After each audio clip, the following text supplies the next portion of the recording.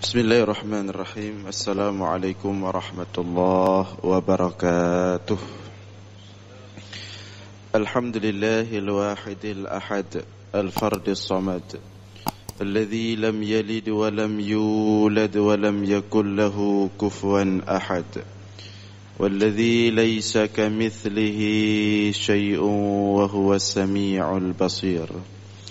اللهم صل وسلم وبارك على سيدنا ومولانا محمد الذي دعا الناس وأرشدهم إلى توحيد رب العباد. اللهم وعلى آله وصحبه أجمعين أما بعد.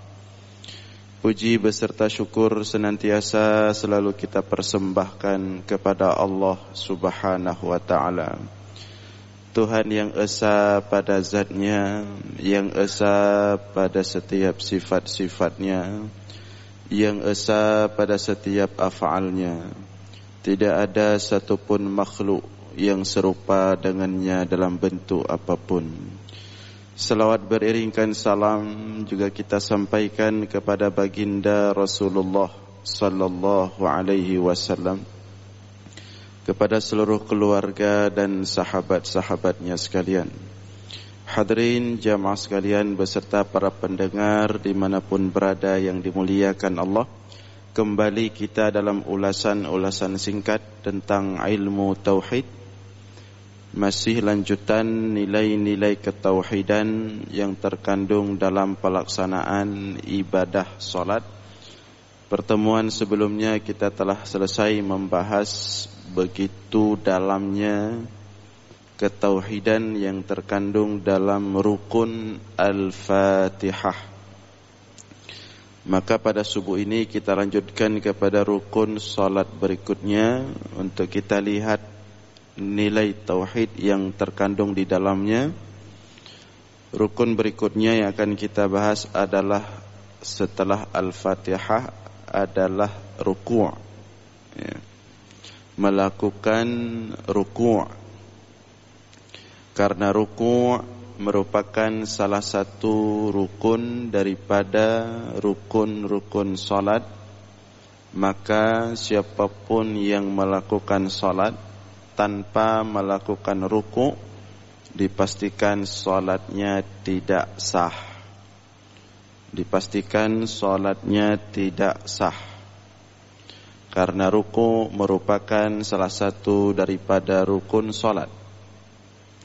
Adapun secara fikih, sedikit sebelum kita melihat nilai ketauhidannya, secara fikih tata laksana ruku' itu, cara kita melakukan ruku' ada al-haddul adna dan al-haddul akmal. Ada batasan untuk dikatakan cukup, meskipun itu batasan paling rendah, tapi sudah dikatakan cukup untuk melakukan ruku'. Ada batasan paling sempurna untuk sebuah ruku'. Adapun batasan paling rendah, paling kurang, yang dengan batasan tersebut ruku' sudah dianggap sah, adalah ketika seseorang melakukan ruku', itu kedua telapak tangannya dia letakkan di kedua lututnya. Kedua telapak tangannya berada menyentuh kedua lututnya. Itu batasan paling rendah untuk dikatakan ruku' telah sah. Artinya kalau seseorang melakukan ruku' tetapi kedua telapak tangannya di atas lutut, di paha misalnya, di atas lutut, tidak berada di lutut atau pada batasan lutut, maka rukuknya itu belum dianggap rukuk. Artinya rukuknya itu tidak sah. Jadi al-haddul adna, batas paling kurang untuk dikatakan sebuah rukuk itu sudah sah, mesti kedua telapak tangannya itu paling kurang berada di batasan kedua lutut. Nah, kedua telapak tangan. Adapun al-haddul akmal, adapun rukuk paling sempurna, yang seharusnya demikianlah kita melakukan rukuk, sebagaimana rukuknya Rasulullah sallallahu alaihi wasallam. Hendaknya ketika rukuk itu bagian pinggang, punggung dan kepala seperti papan, lurus, tegak, lurus, lurus, tidak naik turun. Pinggang, punggung, kepala ketika rukuk itu lurus seperti papan, seperti papan kayu, lurus. Seandainya kita meletakkan sesuatu di atas punggung orang yang sedang rukuk, maka sesuatu tersebut tidak mereng sebelah, pas, lurus. Nah, itulah al-haddul akmal, batasan paling sempurna untuk rukuk seseorang. Cuman karena tidak semua orang bisa seperti itu, ya, tidak semua orang bisa ketika rukuk itu pinggang, punggungnya dan kepalanya itu sejajar, lurus, tidak mereng sedikit pun. Itu tidak semua orang bisa. Apalagi orang-orang yang sakit pinggang misalnya, orang sakit leher misalnya. Jadi tidak semua orang. Maka ada yang pertama tadi al-haddul adna, batasan paling kurang. Jadi walaupun enggak bisa sejajar lurus sekali, tapi setidaknya kedua telapak tangan berada di kedua lutut. Nah, ini sekilas tentang cara kita melakukan rukuk dalam salat. Nah, berikutnya kita lihat apa nilai ketauhidan yang bisa kita ambil daripada rukuk. Para ulama mengatakan ar-ruku'u al-adabu ma'allah, was-sujudu al-qurbu minallah. Rukuk itu adalah lambang adab seorang hamba dengan Allah. Was-sujudu, dan sujud itu adalah lambang paling dekatnya seorang hamba kepada Allah. Ya. Jadi rukuk itu lambang adab seorang hamba kepada Allah. Sedangkan sujud lambang paling dekatnya seorang hamba kepada Allah. Nah, itu kita bahas nanti pada tempatnya. Berdasarkan hadis, aqrabu ma yakunul 'abdu min rabbih wa huwa sajid. Posisi seorang hamba paling dekat dengan Allah ketika dia sujud. Maka sujud itu lambang seorang hamba paling dekat dengan Allah. Nah, ruku yang kita bahas pada subuh ini, al-adabu ma'allah, lambang adab seorang hamba dengan Allah. Artinya ketika seseorang melakukan ruku, dia dalam posisi sangat beradab dengan Allah. Ya. Nah, pertanyaannya kemudian, bagaimana adab dengan Allah itu? Bagaimana dikatakan seseorang telah beradab dengan Allah?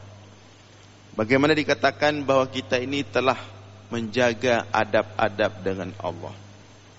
Yang pertama kita lihat, sebelum ruku' dari rukun Al-Fatihah, kemudian berpindah ruku'. Dalam proses perpindahan dari rukun Al-Fatihah ke ruku', di situ ada sesuatu yang kita ucapkan. Apa ucapan itu? Namanya takbiratul intiqal, takbir berpindah. Allahu Akbar. Dalam solat, takbir terbagi dua. Ada takbiratul ihram, itu yang wajib, yang rukun di pertama ketika kita memulai solat. Allahu Akbar. Itu namanya takbiratul ihram. Yang kedua, takbiratul intiqal. Takbir perpindahan dari satu rukun ke rukun yang lain. Nah, setiap perpindahan dari satu rukun ke rukun yang lain, dari Al-Fatihah mau ruku, Allahu Akbar. Dari i'tidal mau sujud, Allahu Akbar. Dari sujud mau duduk antara dua sujud, Allahu Akbar. Duduk antara dua sujud, balik ke sujud, Allahu Akbar. Dari sujud balik lagi ke atas, Allahu Akbar. Nah, takbir itu namanya takbiratul intiqal. Takbir perpindahan dari satu rukun ke rukun yang lain. Dia sunat, tidak seperti takbiratul ihram. Dia wajib. Kenapa dia sunat? Karena sudah wajib di takbiratul ihram. Ketika takbiratul ihram kita wajib membaca Allahu Akbar, yang artinya kita berjanji kepada Allah, membuat komitmen kepada Allah. Dalam salat tidak ada yang lebih besar selain Allah. Makanya wajib itu komitmen sebelum kita salat. Seperti orang sebelum menjalankan jabatannya, disumpahkan dulu. Wajib Allahu Akbar. Begitu kita masuk dalam salat, tidak ada yang lebih besar selain Allah. Allahu Akbar, Allah lah yang paling besar. Itu takbiratul ihram, maka wajib. Kemudian kenapa takbiratul intiqal, perpindahan dari satu rukun ke rukun yang itu sunat? Sebagai pengingat kembali. Kita sudah buat komitmen di awal ketika memulai salat, Allahu Akbar, Allah adalah zat yang paling besar, yang maha besar. Tidak ada yang lebih besar selain Allah. Maka kemudian setelah komitmen kita buat, kita mengingatkan kembali diri kita, komitmen yang telah kita buat di awal itu. Maka setiap perpindahan dari satu rukun ke rukun yang lain, Allahu Akbar, Allahu Akbar, Allahu Akbar, untuk mengingatkan kembali. Jadi jangan di awal sudah sepakat tidak ada yang lebih besar selain Allah, begitu dalam solat proses berikutnya sudah lupa. Maka diingatkan Allahu Akbar, Allahu Akbar, berpindah dari rukun ke rukun yang lain, Allahu Akbar, Allah yang maha besar, tidak ada yang lebih besar daripada Allah selain Allah. Ya. Kecuali antara rukuk ke i'tidal. Antara rukuk ke i'tidal itu yang bukan takbir, tetapi sami'allahu liman hamidah. Sami'allahu liman hamidah. Itu pun karena yang akan kita baca dalam i'tidal puji-pujian. Sami'allahu liman hamidah. Allah mendengar siapapun yang memujinya. Kenapa kita baca Sami'allahu liman hamidah? Karena begitu berada di posisi i'tidal, apa yang kita baca? Rabbana walakal hamd. Tuhan kami, bagi engkau segala puji. Mil'us samawati wa mil'ul ard. Seluruh isi langit-langit dan bumi. Semua pujian-pujian itu adalah milikmu. Karena ada pujian yang sangat dahsyat dalam i'tidal, maka dari ruku' berpindah ke i'tidal, kita disuruh membaca Sami'allahu liman hamidah. Untuk diingatkan puji-pujian, jangan lupa bahwa Allah maha mendengar pujian-pujian kita. Maka begitu i'tidal, baca puji-pujian. Rabbana walakal hamdu mil'us samawati wa mil'ul ardi wa mil'u ma syi'ta min syai'in ba'du. Dan ada yang lain juga doanya. Selain itu semua Allahu Akbar. Allahu Akbar. Allah maha besar. Tiada lain yang lebih besar daripada Allah. Nah, artinya dalam solat kita diajarkan adab dengan Allah. Yang pertama, tidak ada yang lebih besar dari Allah. Itu kita jaga dalam solat. Itu adab yang pertama. Ya. Menjaga sepanjang salat tidak ada dalam pikiran kita, tidak ada dalam kepala kita, tidak ada dalam jiwa kita, tidak ada dalam diri kita yang lebih besar daripada Allah. Itu adab dengan Allah. Kalau kita balik logikanya, kalau dalam salat urusan pekerjaan masih datang terfikirkan. Kalau dalam salat urusan bisnis masih masuk. Kalau dalam salat urusan sehari-hari masih terganjal di pikiran, berarti ada yang lebih kita besarkan daripada Allah dalam salat. Enggak ada adab namanya. Ya. Maka khusyuk itu adalah adab dengan Allah. Khusyuk dalam salat, tenang. Semua di luar salat buang dulu sebentar. Hilangkan. Fokus.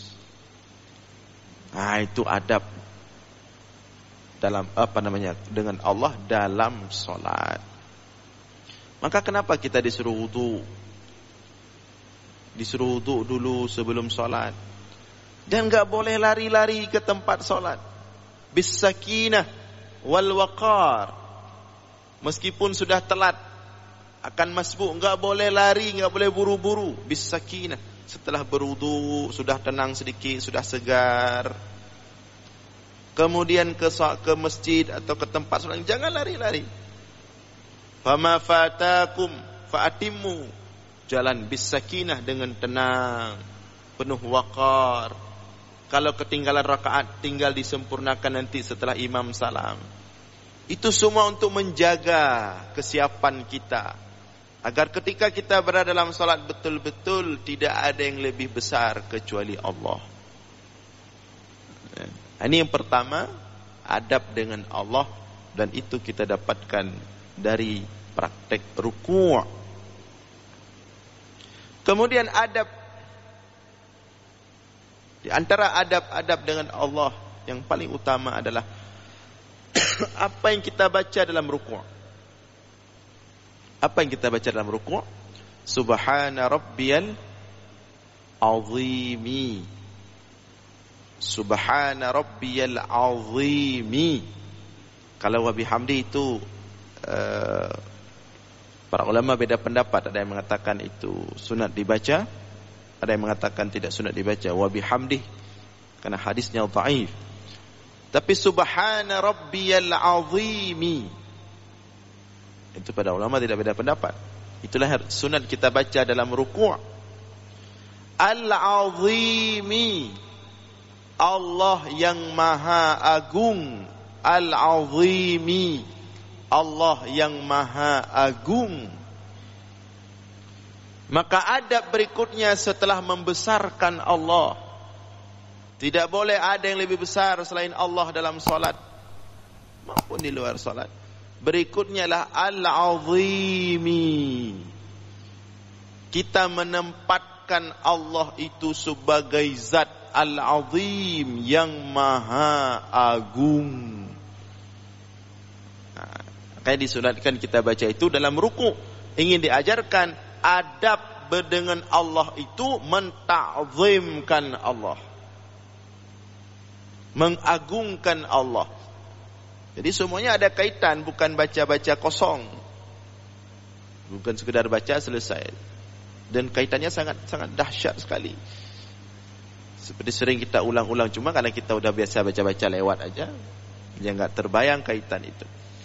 Subhana rabbiyal azimi. Al-azim, maha agung Allah. Itulah adab dengan Allah. Maka diletakkan di ruku'. Nanti di sujud lain lagi, subhana rabbiyal a'la, itu lain lagi cerita. Jadi itu spesifik perbedaannya, tidak asal-asalan diletakkan. Kenapa al-azimi di ruku', kenapa al-a'la di sujud. Subhana rabbiyal a'la, itu masing-masing ada ingin ada sesuatu yang dimaksudkan oleh Allah. Nah, subhana rabbiyal azimi, al-azimi, adab berikutnya dengan Allah, mengagungkan Allah. Mengagungkan Allah. Apa makna mengagungkan Allah? Sangat luas sekali, sangat besar sekali, sangat dalam. Di antara mengagungkan Allah, mengembalikan semua milik Allah kepada Allah. Itu yang pertama dulu. Mengembalikan semua milik Allah kepada Allah. Coba kalau kita kembalikan semua milik Allah kepada Allah, kita punya sesuatu yang kita miliki enggak? Na milik danyo punya hakikat dalam dunianya. Setelah kita kembalikan semua, ini semua milik Allah, ini Allah yang kasih milik Allah, ini semua milik Allah. Ada enggak yang kita miliki di dunia ini? Tidak ada apa-apa, kita enggak punya apa-apa. Semua milik Allah. Inilah yang diajarkan oleh Sulaiman dalam Al-Quran.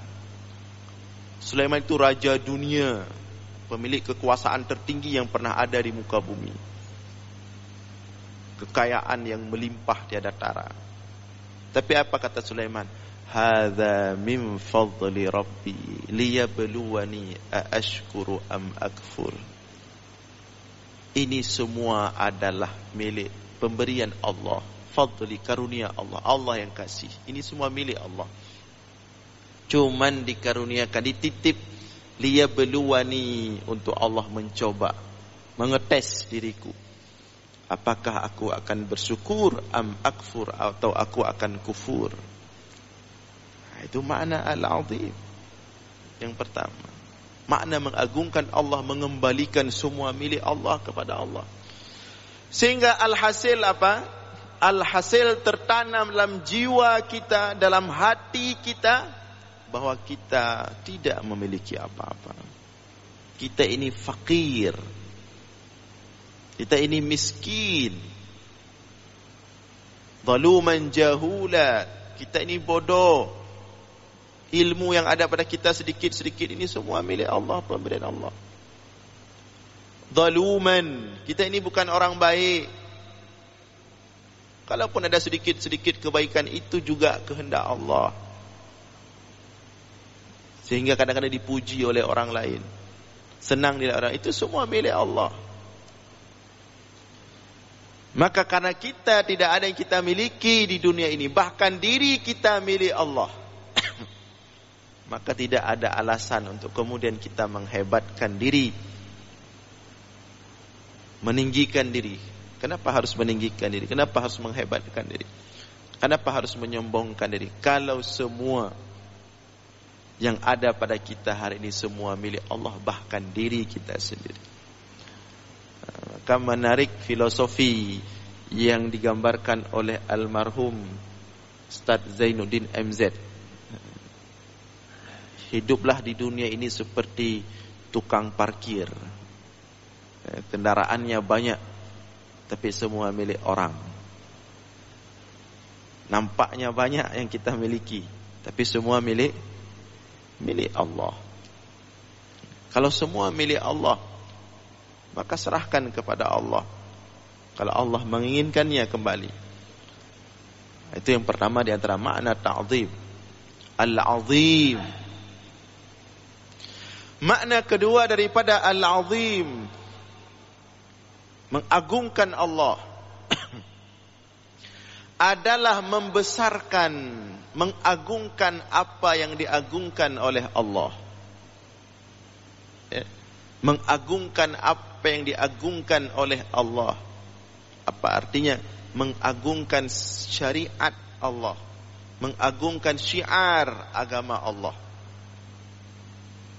Maka disinilah para ulama selalu mengingatkan kita, kalau memang kita telah berbuat dosa, bertaubatlah kepada Allah, tapi jangan sekali-kali merendahkan syiar Allah. Kalau kita tidak sanggup melaksanakan, menjalankan syariat di Aceh ini dengan baik, dan itu hak Anda, tapi jangan sekali-kali Anda menghina syariat Allah. Al-azim, itu komitmen yang Anda baca dalam solat. Kenapa Anda melawan Allah kemudian di luar solat? Subhana rabbiyal azim, Allah itu maha agung. Antara makna mengagungkan Allah, mengagungkan seluruh apa yang diagungkan oleh Allah. Inna dina indallahil Islam, sesungguhnya agama satu-satunya yang paling benar di sisi Allah adalah Islam. Agungkan agama Allah, Islam. Ya. Agungkan syariat Allah, syariat Islam. Maka hati-hati mengagungkan masjid, rumah Allah, mengagungkan simbol-simbol Islam, mengagungkan Allah, mengagungkan Al-Quran. Kita nggak bisa baca Al-Quran, kalau bisa pun jarang baca, malas. Tapi hormatilah, muliakanlah ahlullah, keluarga Allah, orang-orang ahli yang baca Al-Quran. Kita memang belum bisa soleh, masih banyak salah, suka buat maksiat. Kalau buka warung bahkan suka masih Jumat masih buka, sedang Jumat pun masih buka, sedang azan maghrib masih buka. Datang petugas syariat disuruh tutup, hormati, tutup. Meskipun kita masih dalam bergelimang dalam maksiat, tapi jangan sekali-kali menghina agama Allah. Muliakan. Nah, ini orang-orang yang suka mengejek syariat, ya. Syariat katanya syariat. Apa itu syariat? Syariat. Anda melawan apa yang Anda baca dalam ruku', subhana rabbiyal azimi. Allah itu yang maha agung. Kemudian berikutnya di antara makna al-azim, menjalankan seluruh perintah Allah dan meninggalkan seluruh larangan Allah. Ini makna juga al-azim. Jangan berzikir al-azim, al-azim, al-azim. Al-azim kan nama Allah, al-azim, al-azim, tapi tidak solat. Ini aneh. Al-azim, al-azim, al-azim, al-azim, selalu zikirnya. Tapi begitu wajib zakat tidak bayar zakat, itu enggak ada adab sama Allah. Itu bagian juga daripada mengolok-olok Allah juga, itu mempermainkan Allah. Kemudian di antara makna al-azim, ini yang besar-besar karena banyak, luas sekali makna al-azim, adalah menerima seluruh takdir Allah dengan penuh taslim, menerima seluruh qada dan qadar Allah, baik yang nampak baik sekilas di mata kita dalam pandangan manusia, maupun itu sekilas nampak buruk dalam pandangan kita manusia. Menerima seluruh takdir, seluruh qada Allah. Ini bagian daripada al-azim. Maka orang-orang salat itu lebih kuat hatinya, lebih tangguh jiwanya. Kalau ada musibah, meninggal, bangkrut, atau sesuatu apapun, maka dia tenang, lebih tenang, lebih kokoh, lebih tangguh. Kenapa? Karena setiap salat, setiap rakaat dia membaca subhana rabbiyal azimi. Dia mengagungkan Allah. Dia yakin apa yang telah ditakdirkan oleh Allah, apa yang telah diqadhakan, diputuskan oleh Allah 5.000 tahun sebelum diciptakan seluruh langit dan alam ini, sudah diputuskan oleh Allah. Apa yang akan terjadi hasil keputusan itu hari ini, al-azim, dia kembalikan kepada Allah. Bahkan dia menganggap masalah dia itu kecil, tidak ada apa-apa yang dibandingkan kebesaran Allah, dibandingkan keagungan Allah. Maka apapun yang terjadi pada dia, dia tidak berani menganggap itu besar. Dia menganggap itu hal kecil. Tidak ada apa-apanya dibandingkan kebesaran dan keagungan Allah Subhanahu wa taala. Dan contohnya banyak, seperti ada diceritakan oleh Syekh Ali Jifri, ada seorang ulama besar salaf sufi, meninggal anaknya masih kecil sekali, masih kecil, masih bayi. Kemudian orang-orang datang bertakziah. Ya. Begitu orang-orang datang bertakziah ke rumahnya, orang-orang melihat ini acara bukan acara seperti acara orang meninggal, tapi seolah-olah seperti acara akikah. Orang bahagia punya lahir, punya anak, apa namanya. Ditanya sama Syekh itu, Syekh, kenapa Anda nampaknya senang, bahagia, tersenyum? Kami datang ke sini mau takziah anak Anda meninggal, tapi Anda nampaknya seperti sedang membuat acara akikah, senang, bahagia, tersenyum. Kata Syekh tersebut, kenapa saya harus bersedih? Kenapa saya harus berkabung? Bukankah sudah ada di antara keturunan saya yang berada di salah satu kebun surga, yang dia nanti akan menunggu saya, orang tuanya, memegang tangan saya dan dia bawa, dia tarik ke dalam surga. Kenapa saya harus bersedih? Kenapa saya harus berkabung? Ini jawaban tidak mudah. Ini jawaban cukup mahal. Jawaban karena Al-Azim sudah membuncah dalam hatinya.